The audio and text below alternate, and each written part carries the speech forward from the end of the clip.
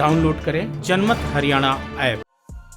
Supreme court द्वारा गठित committee के सदस्य भूपिंदर सिंह मान ने खुद को अलग कर लिया है। इस कमेटी के सदस्यों को लेकर किसान संगठन उंगली उठा रहे थे। भारतीय किसान यूनियन के अध्यक्ष मान तीनों कृषि कानूनों का समर्थन करते रहे हैं, लेकिन अब उन्होंने कमेटी से खुद को अलग करने को लेकर जारी बयान में कहा कि वे पंजाब और किसानों के हित के साथ समझौता न करने के लिए किसी भी पद का त्याग करने को तैयार है। उन्होंने कहा कि एक किसान और एक यूनियन नेता के तौर पर किसान यूनियनों और जनता के बीच फैली शंकाओं को ध्यान देखते हुए वो किसी भी पद का त्याग करने को तैयार हैं, ताकि किसानों के हितों के साथ समझौता ना हो। अब सबसे बड़ा सवाल ये है कि क्या इसी वजह से उन्होंने कमेटी से खुद को अलग किया है या फिर उनके इस्तीफे के कुछ और कारण हैं। सुप्रीम कोर्ट द्वारा गठित कमेटी में सिर्फ भूपिंदर मान ही ऐसे सदस्य थे जो सिख समुदाय से संबंध रखते थे। क्या मान ने अपने समाज के दबाव में कमेटी से इस्तीफा दिया है? वैसे भी कृषि कानूनों का सबसे ज्यादा विरोध पंजाब में ही हो रहा है।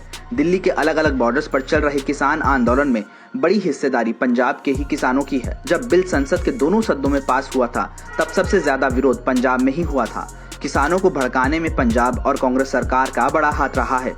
उसने ही आंदोलन को हवा दी, जिसके बाद से पंजाब के विपक्षी दल इसी मुहिम में शामिल हुए। 2019 के लोकसभा चुनाव में कांग्रेस के मैनिफेस्टो में एपीएमसी एक्ट में बदलाव का वायदा किया था, जिसको लेकर चुनाव में भूपिंदर सिंह मान ने चुनाव में कांग्रेस का समर्थन भी किया था। वैसे भी खेती के तौर तरीकों में बदलाव के मान समर्थक रहे हैं। फिलहाल आंदोलन को लेकर पंजाब के हालात काफी नाजुक बने हुए हैं। 26 जनवरी को किसान द्वारा किए जाने वाले ट्रैक्टर मार्च की तैयारियां पंजाब में जोरों से चल रही हैं। मार्च को लेकर गांव में हर घर से ट्रैक्टर लेकर जाने की बात की जा रही है। पंजाब के संगरूर जिले और मोगा जिले के गांवों में गुरुद्वारों से घोषणा की गई है। ऐसा न करने वाले लोगों के सामाजिक बहिष्कार की धमकी दी जा रही है। पंजाब में अंदर हालात ऐसे हो गए हैं कि कोई कानून समर्थक अपनी बात खुलकर कह नहीं सकता। उनमें डर बैठ गया है कि अगर वो समर्थन करते हैं, कहीं कोई उनके साथ कुछ गलत ना हो जाए।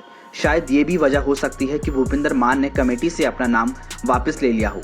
किसान आंदोलन में खालिस्तानी तत्व भी हावी हो गया है। प्रतिबंधित खालिस्तानी संगठन सिख फॉर जस्टिस ने 26 जनवरी को इंडिया गेट पर खालिस्तानी झंडा फहराने पर $2.5 लाख यानी $2.25 करोड़ की घोषणा की गई है। कहा भी जा रहा है कि भूपिंदर सिंह मान को कनाडा से खालिस्तानियों की तरफ से धमकी दी गई है, जिसकी वजह से उन्होंने खुद को कमेटी से अलग किया है। दूरदर्शन के वरिष्ठ पत्रकार अशोक श्रीवास्तव ने ट्वीट के जरिए कहा कि भूपिंदर मान को खालिस्तानियों की तरफ से उन्हें और उनके परिवार को धमकी भरे फोन किए गए। अशोक श्रीवास्तव के साथ साथ किसान कोऑर्डिनेशन कमेटी के सदस्य विनोद आनंद ने कहा कि मान को खालिस्तानियों की तरफ से धमकी भरे फोन किए गए हैं। फिलहाल जिस स्थिति में किसान आंदोलन पहुंच गया है, सरकार को जल्दी कुछ करना चाहिए। कहीं ऐसा ना हो कि आंदोलन की आड़ में खालिस्तानी किसी बड़ी आतंकी वारदात को अंजाम दे दे, जिससे कि देश की एकता और अखंडता खतरे में पड़ जाए। ब्यूरो रिपोर्ट, जनमत हरियाणा।